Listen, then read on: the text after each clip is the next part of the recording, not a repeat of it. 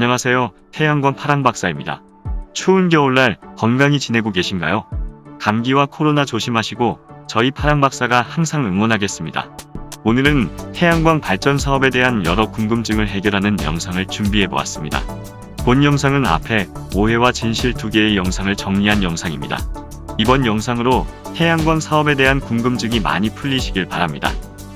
첫 번째, 태양광 모듈은 중금속 덩어리라고 하는데 맞는 말인가요? 태양광 모듈이 카드뮴과 납덩어리라는 주장은 사실이 아닙니다. 카드뮴을 사용하는 태양광 모듈도 있지만 국내 모듈사에서는 생산한 적이 없으며 외국에서 수입한 적도 없습니다. 납도 중량 기준 0.1% 이하 소량만 사용을 합니다. 국내에 쓰이는 태양광 모듈은 중금속 오염이 걱정 없는 실리콘 패널입니다. 문제의 중금속 태양광 모듈인 방막 패널은 유해물질로 인해 국내의 사용은 물론 생산 및 수입이 모두 금지되어 있습니다. 두 번째, 태양광을 설치하면 햇빛을 반사해 빛 반사가 심하지 않나요? 한국에너지기술평가원이 직접 태양광 발전소 주변과 인접 지역의 온도를 측정했지만 온도 차이는 없었습니다. 태양광 모듈은 저철분 유리를 사용하고 반사 방지막 코팅 기술을 사용해서 빛을 많이 흡수하도록 설계되어 있습니다. 그래서 흔히 볼 수 있는 건축물 외장 유리보다 반사율이 낮습니다. 공항 주변에 태양광 발전 시설이 설치되어 있는데 태양 전지판이 반사하는 빛이 비행기 운항에 영향을 주지 않기 때문에 가능한 일입니다. 물론 태양광 모듈의 위치와 각도에 따라 특정한 시간에 강한 반사광이 비칠 가능성은 있지만 그 경우에도 일반 유리보다 반사가 강하지 않습니다. 태양광 모듈의 빛 반사율은 5%로 플라스틱과 눈, 흰색 페인트에 비해 낮은 수치입니다.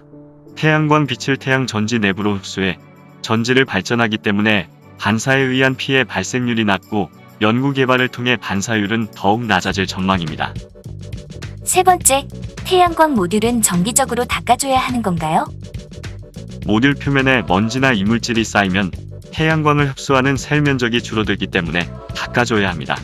하지만 비가 내리면 모듈 표면에 있는 먼지가 어느 정도 씻겨 내려가므로 큰 정비는 필요하지 않습니다. 눈이나 새의 배설물이 쌓여 있다면 더 나은 발전 효율을 위해 천으로 닦아주면 좋겠죠. 굳이 세제는 사용할 필요는 없습니다.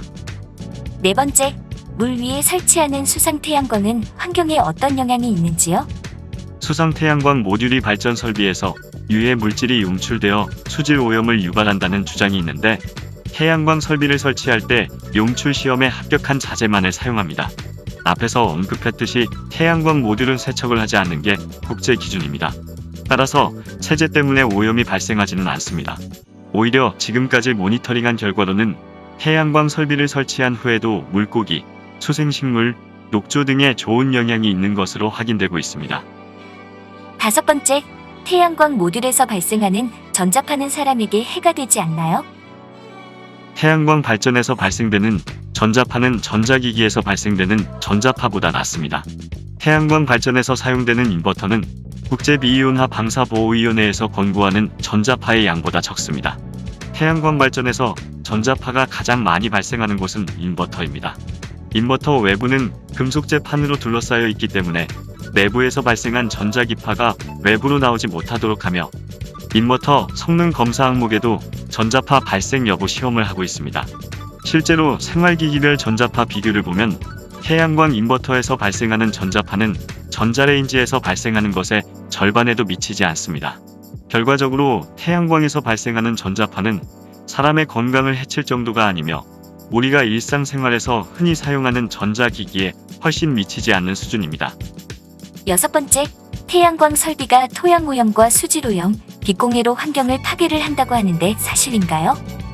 태양광 모듈은 기본적으로 빛을 흡수해서 발전을 하는 원리라서 반사된 빛이 농작물에 영향을 끼치거나 주변 온도를 올리기는 어렵습니다. 태양광 모듈 반사율 5.1%.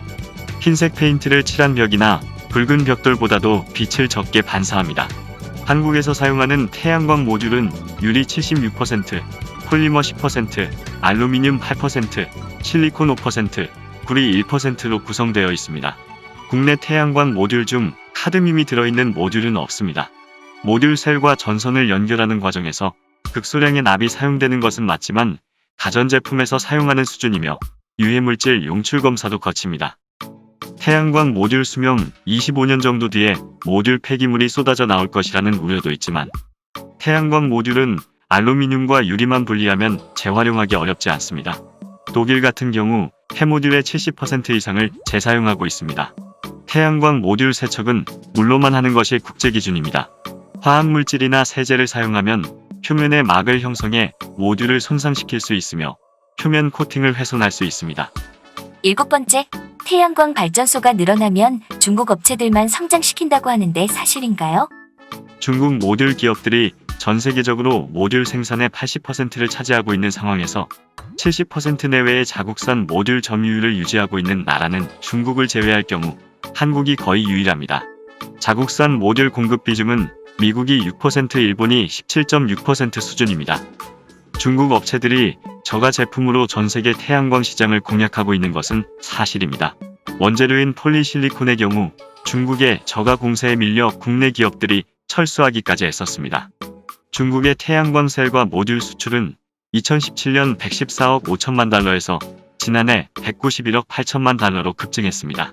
올 상반기에는 중국 내수 태양광 수요가 줄면서 국내에 설치된 태양광 모듈 중 국내산은 67.4%로 전년보다 11%포인트 줄었고 중국산 모듈 설치가 그만큼 늘어나기도 했습니다. 2020년 하반기 장기 고정 계약부터는 모듈 탄소인증제 도입으로 중국산 모듈의 판매량이 점점 하락할 것으로 예측합니다. 8번째, 태양광 발전소가 태풍과 장마에 취약하고 산사태를 일으킬 수 있다고 하는데 사실인가요? 한국에너지공단 통계 분석을 보면 태풍과 장마로 인해 태양광 발전소가 문제를 일으킨 것은 사실이지만 미미한 수준입니다. 집중호우로 인한 피해는 52건, 태풍으로 인한 피해는 38건, 우리나라 태양광 발전소 34만 4천 곳 중 0.026%만 피해를 입은 것입니다. 2020년 7월 20일부터 2020년 9월 4일까지 임야 태양광 발전소 피해는 27건으로 2020년에 발생한 산사태 2143건 중 약 1% 정도에 불과합니다.